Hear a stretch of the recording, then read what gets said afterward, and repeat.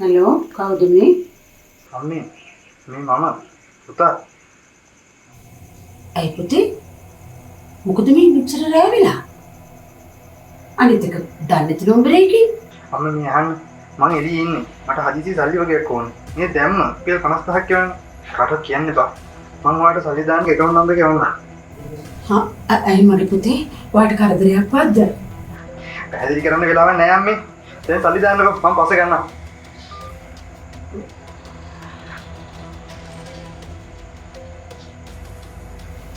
කවිතාවක් පුතා මෙහෙම කලබලෙන් කතා කළා නේද?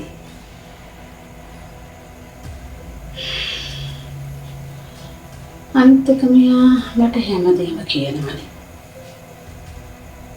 දෙස්මදියක් අංගන්නේ නේ.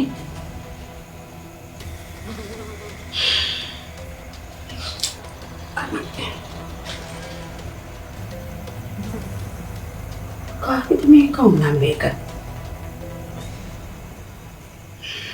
කෝකටත් පුතාගේ නම්බර එකටම කෝල් එකක් අරන් බලනවා.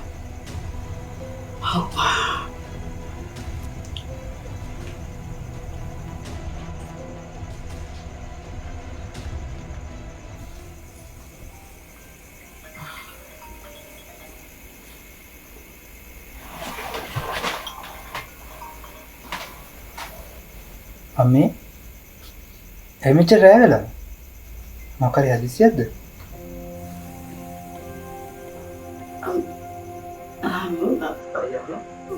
පුතේ මේ වෙන නම්බර එකකින් පුතාගේ කටහඬින්ම කෝල් එකක් ආවනේ මට.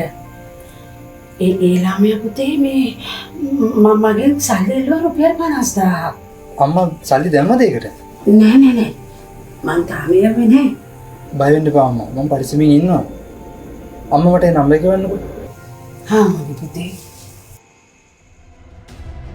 මේ AI යුගයේ හුරු පුරුදු කටහඬක් පවා ව්‍යාජ එකක් විය හැකියි.